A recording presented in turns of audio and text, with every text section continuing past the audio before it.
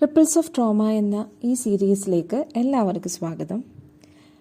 ഇന്ന് നമുക്ക് എന്താണ് ട്രോമ എന്നും അത് നമ്മുടെ മെൻ്റൽ ഹെൽത്തിനെ എത്രത്തോളം സ്വാധീനിക്കുന്നു എന്നും മനസ്സിലാക്കാം. ട്രോമ എന്നത് ഒരു വ്യക്തിയുടെ ഏത് സാഹചര്യത്തെയും നേരിടാനുള്ള കഴിവിനെ കീഴടക്കുന്ന ഒരു ആഴത്തിലുള്ളതും വേദനാജനകവുമായ അനുഭവമാണ്. അത് ആ വ്യക്തിയുടെ മാനസികവും വൈകാരികവും ശാരീരികവുമായ ആരോഗ്യത്തെ സ്വാധീനിക്കുന്നു. ട്രോമയെ അല്ലെങ്കിൽ ഈ ആഘാതത്തെ മനസ്സിലാക്കുക എന്നതാണ് ഹീലിംഗിൻ്റെ ആദ്യപടി. അപകടങ്ങൾ, പ്രകൃതി ദുരന്തങ്ങൾ അല്ലെങ്കിൽ ദുരുപയോഗം എന്നിങ്ങനെയുള്ള ഏത് സംഭവവും ട്രോമയ്ക്ക് കാരണമാകാം. ഈ അനുഭവങ്ങളെല്ലാം തന്നെ ഓരോ വ്യക്തിയെയും വ്യത്യസ്ത രീതികളിലും വ്യത്യസ്ത അളവിലുമായിരിക്കും ബാധിക്കുന്നത്. നമുക്ക് പൊതുവായ ചിലതരം ട്രോമകളെക്കുറിച്ച് ചിന്തിക്കാം. അതിലാദ്യത്തേതാണ് ആക്സിഡൻറ്റ്സ്. ഒരു ഗുരുതരമായ വാഹനാപകടം ഒരു വ്യക്തിയിൽ ഭയം, നിസ്സഹായത, ഉത്കണ്ഠ എന്നിവ സൃഷ്ടിക്കുന്ന ഒരു ട്രോമാറ്റിക് ആയിട്ടുള്ള ഇൻസിഡൻ്റാണ്. രണ്ടാമത്തേത് പ്രകൃതി ദുരന്തങ്ങൾ. ഉദാഹരണത്തിന് വെള്ളപ്പൊക്കം, ചുഴലിക്കാറ്റ് അല്ലെങ്കിൽ കാട്ടുതീ ഇതുപോലുള്ള പ്രകൃതി ദുരന്തങ്ങളും ഒരു വ്യക്തിയിൽ ആഘാതം സൃഷ്ടിക്കുന്നു. അതിജീവിക്കുന്നവർക്കാകട്ടെ ഞെട്ടലും സങ്കടവും നഷ്ടബോധവും അനുഭവപ്പെട്ടേക്കാം.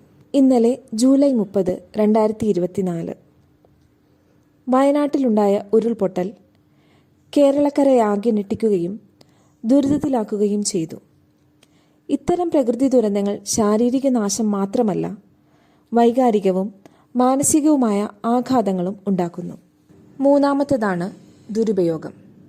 വൈകാരികമോ ശാരീരികമോ ലൈംഗികമോ ആയ ദുരുപയോഗം ആഘാതത്തിന് മറ്റൊരു പ്രധാന കാരണമാണ്. ഇരകൾ പലപ്പോഴും വിശ്വാസത്തോടും ആത്മാഭിമാനത്തോടും കൂടെ പോരാടുമെങ്കിലും ദീർഘകാല മാനസിക പ്രശ്നങ്ങൾ അവരിൽ വളർന്നു വന്നേക്കാം. നാലാമത് അവഗണന. ഒരു കെയർടേക്കറുടെ അഭാവമോ കെയർടേക്കർ ഇമോഷണലി അവൈലബിൾ അല്ലാത്തതോ അല്ലെങ്കിൽ അപകടകരമായ സാഹചര്യങ്ങളിൽ ജീവിക്കുന്നതോ ആയ കാര്യങ്ങളും ഒരു വ്യക്തിയെ ആഘാതത്തിലേക്ക് നയിക്കാം. ഇത് പലപ്പോഴും അവരിലൊരു ഹെൽത്തി റിലേഷൻഷിപ്പ് ഫോം ചെയ്യുന്നതിന് ബുദ്ധിമുട്ടുണ്ടാക്കുന്നു.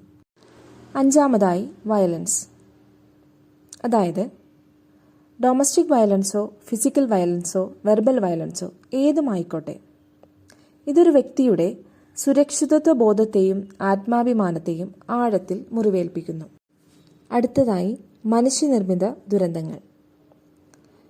ഭീകരാക്രമണങ്ങൾ, രാസചോർച്ചകൾ പോലുള്ള മനുഷ്യനിർമ്മിത ദുരന്തങ്ങളും സമൂഹങ്ങളിലും വ്യക്തികളിലും വിനാശകരമായ പ്രത്യാഘാതങ്ങൾ ഉണ്ടാക്കുന്നു.